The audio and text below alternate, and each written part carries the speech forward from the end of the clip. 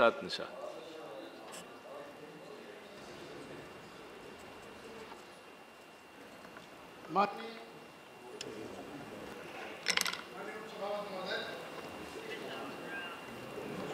माननीय उपसभापति महोदय, मोटरयान संशोधन विधेयक 2017 में मुझे आपने बोलने का मौका दिया। मैं अपने पार्टी के नेता प्रोफेसर राम गोपाल यादव जी को और हमारे नए आदरणीय वर्मा जी को बधाई देता हूं, जो मुझे मोटरयान विधेयक के बारे में बोलने के लिए, कुछ कहने के लिए मौका दिया है। महोदय, चूँकि वाहन प्रतिदिन बढ़ रहे हैं और रोडों की संख्या लिमिट है, इसलिए ये कानून को लाया जाना बहुत आवश्यक है। इसको मैं समर्थन करता हूँ। मानो कुछ हम लोगों ने संशोधन भी दिए हैं और बताया है कि किस तरह से होना चाहिए। मानो कुछ माननीय मंत्री जी ने अभी बताया था कि हम लोगों ने बैठकें किया, 4 बैठकें इन्होंने महत्वपूर्ण बैठकें किया, लेकिन खेद के साथ कहना पड़ रहा है कि बड़े बड़े राज्य के परिवहन मंत्री उन बैठकों में नहीं आए, जिसमें चाहे गुजरात हो, चाहे राजस्थान, ये आपका कई राज्यों के, उत्तर प्रदेश सहित 9 राज्यों के जो है परिवहन मंत्री पहली बैठक में, एक भी बैठक में नहीं आए। और पहली बैठक में केवल 9 राज्य आए, दूसरी बैठक में 8 राज्य आए, तीसरी बैठक में 14 आए और चौथी बैठक में 7 राज्य आए। सबको आना चाहिए था, अपने सुझाव देना चाहिए था। मानवर, मैं सरकार से आग्रह करना चाहता हूं कि किसी भी योजना के लिए दीर्घकालिक योजना बनना चाहिए।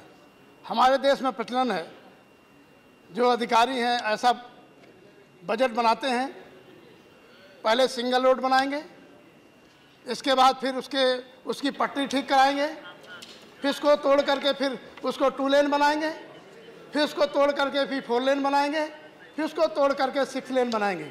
मानो कम से कम 100 साल की हमको पहले से योजना लेके जाना चाहिए, क्योंकि पटरी के बगल में टेलीफोन लाइन होती हैं और तमाम जो है पाइप पड़े होते हैं, पेयजल सप्लाई की लाइन होती है, टूटती हैं और उससे बड़ा देश का नुकसान होता है। अभी माननीय मंत्री जी,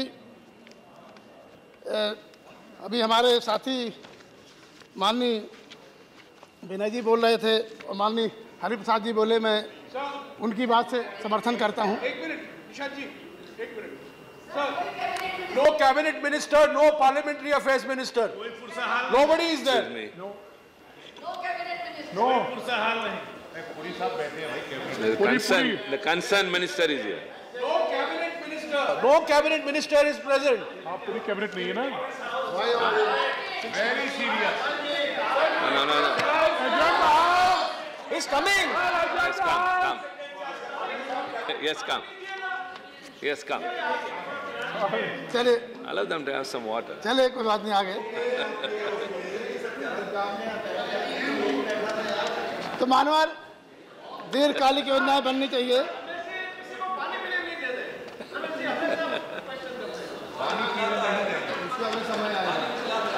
पानी पिला के मानवर, अभी चर्चा आई थी, मोटरसाइकिल में चलाने वाले जो हमारे लोग हैं हेलमेट का प्रयोग नहीं करते और बिना हेलमेट के मोटरसाइकिल चलाते। इसमें हम देश के सभी मोटरसाइकिल चलाने वालों को कहना चाहते हैं, क्योंकि मानवर आजकल मोबाइल हर आदमी रखता है, मोबाइल में सेफ गार्ड रखता है कि मेरा मोबाइल गिर ना जाए, टूट ना जाए, लेकिन हेड जो है सर का रिप्लेसमेंट नहीं है, उसके लिए हेलमेट नहीं रखता है। इसके लिए कंपलसरी होना चाहिए, हर जागरूक व्यक्ति को अगर मोबाइल में अपना सेफ गार्ड रख सकता है तो मोटरसाइकिल चलाने में हेलमेट जरूर लगाना चाहिए। दूसरी बात, हेलमेट बनाने वाली कंपनियां हैं, वो डुप्लीकेट हेलमेट बना रही हैं, उससे हेलमेट काम भी नहीं करे, एक्सीडेंट कोई होता काम नहीं करती। इसमें भी सरकार को निगरानी के रखना चाहिए कि अच्छे क्वालिटी के जो है हेलमेट निर्माण कंपनियों को ही अनुमति बिक्री की देना चाहिए। मानवर भारी वाहन जो देश में चल रहे हैं, मैं तो बुंदेलखंड से आ रहा हूँ। बुंदेलखंड में देखने को मिल रहा है, माननीय मंत्री जी, इसके लिए पूरे देश में कानून बनाना चाहिए कि जो बड़ी गाड़ी मोटर बनाने वाली कंपनियां हैं उनको बॉडी की लिमिट बनानी चाहिए कि जितने क्षमता की उनकी जितनी क्षमता उनकी पास है उतने लिमिट की, उतने ऊंचाई की जो है बॉडी बनाना चाहिए। हमारे बुंदेलखंड में 80-80, 100-100 टन जो है बॉडी से ऊपर पटरा लगा करके मोरम गिट्टी लादी जा रही है, धरती हिलती चलती मानवर, और प्रतिदिन जो है अवैध खनन होता है और सैकड़ों लोग जो है भारी वाहन की दुर्घटनाओं से शिकार होते हैं। इस पर रोक लगाने की आवश्यकता है मानवर। उधर किसानों की खेती बर्बाद होती है मानवर। माननीय मंत्री जी ने इसमें एक्ट में एक बात का इसमें जिक्र नहीं किया। जैसे किसानों के ट्रैक्टर हैं, टाली है, टाली में कोई पावर बैक नहीं होता, टाली का रजिस्ट्रेशन नहीं है, इसमें किसानों को बड़ी दिक्कत होती है। उसको भी कुछ कहीं से क्लास में जिक्र करना चाहिए था। जब मानवर लोग वोट मांगने जाते हैं, पश्चिम उत्तर प्रदेश में बड़ी तादाद में जुगाड़ गाड़ी चलती है। लोग मांग करते हैं जुगाड़ गाड़ी का रजिस्ट्रेशन होना चाहिए। जुगाड़ गाड़ी अगर एक्सीडेंट करती है तो किस क्लास में आप उसको बंद करेंगे, उसको किस धारा के अंदर करेंगे। ई रिक्शा बड़ी पैमाने पे चल रहे हैं। ई रिक्शा अगर एक्सीडेंट करता है उसका कोई रजिस्ट्रेशन नहीं, कोई अता पता नहीं, तो किस एक्ट के अंतर्गत उसका उसमें लाएंगे आप। मानवर जो फर्जी मोटर वाहन इंश्योरेंस है, तमाम कंपनियां फर्जी मोटर का इंश्योरेंस करती हैं, और जो प्राइवेट जो इंश्योरेंस कंपनियां हैं अधिक प्रीमियम लेती हैं और रसीद कम की देती हैं। इस पे भी सरकार को निगरानी रखना चाहिए। मालिक को ज़्यादा पैसा देना पड़ता है मानवर। जगह जगह पर सीसी कैमरे लगाने की आवश्यकता है। आज देखने मिलता है, हम दिल्ली के चारों तरफ अगर देख लें, जो दिल्ली को इंटर करने वाले बड़े हाईवे हैं, दिल्ली की ट्रैफिक पुलिस 1 दर्जन से ज़्यादा वहाँ खड़ी रहती, इकट्ठे खड़े रहते हैं। अगर कोई ट्रक आया इकट्ठे झपट्टा मारते हैं और तुरंत जो है लाखों रुपए, एक ट्रैफिक पुलिस वाला लाखों रुपए प्रतिदिन वसूलने का काम करते हैं। इसके लिए माननीय मंत्री जी कानून बनाने की आवश्यकता है। इस पर भी निगरानी रखना चाहिए। हम तो कहते हैं ट्रैफिक जिस तरह से आर्मी है, जीआरपीएफ है, अलग अलग पुलिस है, तो हाईवे के लिए अलग पुलिस बनानी चाहिए जिससे कि उसकी कंट्रोलिंग की जा सके। मानवर सीमेंटेड रोड बने हैं, सीमेंटेड रोड से टायर फटते हैं। इसके लिए भी सुधार करने की आवश्यकता है, क्योंकि सीमेंटेड रोड से गाड़ियों के टायर फटते हैं और मानो रोडों में सुरक्षा होने का जानवर आ जाते हैं, जिससे तमाम हजारों एक्सीडेंट हो रहे हैं। तो रोड के दोनों साइड जो है सेफ गार्ड बनना चाहिए। मानवर आज देखने मिल रहा है,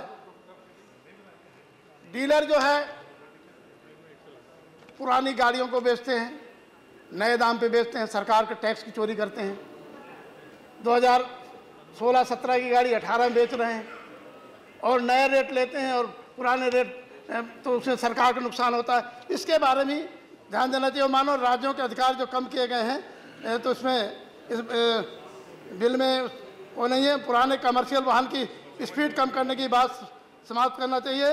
रोडों को सुरक्षित रखने बैरिकेडिंग। मानवर रोड ट्रांसपोर्ट भारत की अर्थव्यवस्था में बहुत बड़ा महत्व रखता है। इसमें लाइसेंस फीस बढ़ाई गई है, पेनल्टी बहुत है। 2 पहिया वाहन में 50 रुपये से 300, इंटरनेशनल लाइसेंस की 500 से 1000, ड्राइविंग स्कूल की फीस 2500 से 10,000, थर्ड पार्टी इंश्योरेंस भी बढ़ाया गया है।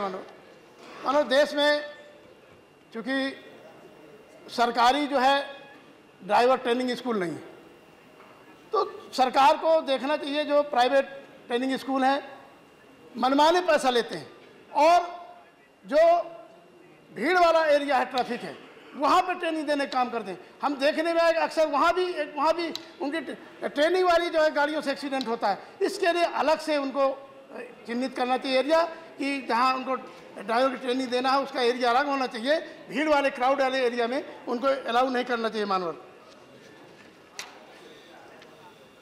मानो इस समय देश में लाखों केस जो है, कोर्ट केसेस जो है पेंडिंग है।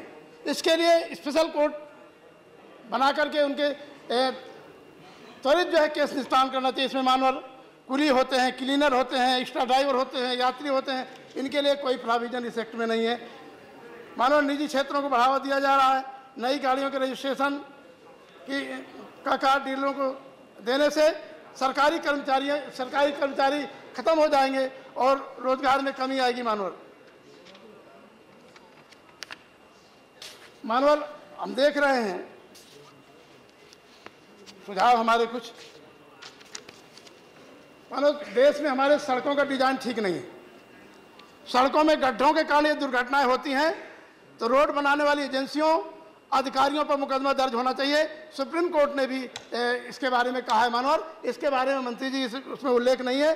ट्रैफिक पुलिस पर्याप्त नहीं है। हाईवे के लिए स्पेशल फोर्स की आवश्यकता है। सुरक्षित ट्रैफिक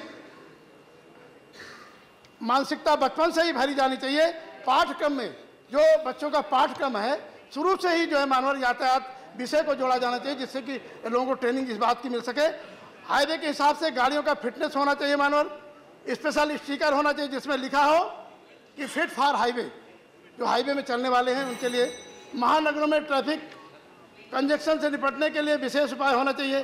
भारी वाहन चलाने वाले ड्राइवरों की शैक्षिक योग्यता बढ़ाई जानी चाहिए तथा शारीरिक फिटनेस सही होना चाहिए।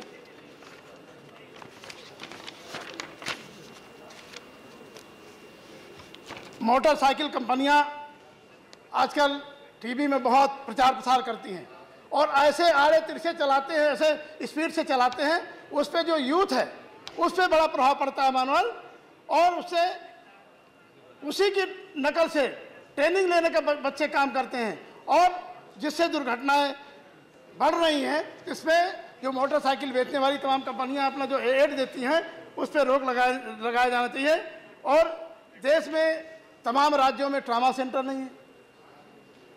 हर जिले में देश के हर डिस्ट्रिक्ट में एक ट्रामा सेंटर कम से कम होना चाहिए और हाईवे के लिए स्पेशल व्यवस्था होना चाहिए, जिससे कि जो घायल है, पीड़ित है, उसके लिए सुरक्षा की जा सके। मानवर इन्हीं शब्दों के साथ मैं इस बिल का समर्थन करता हूँ। बात खत्म करता हूँ। धन्यवाद। Thank you mister Vishambar.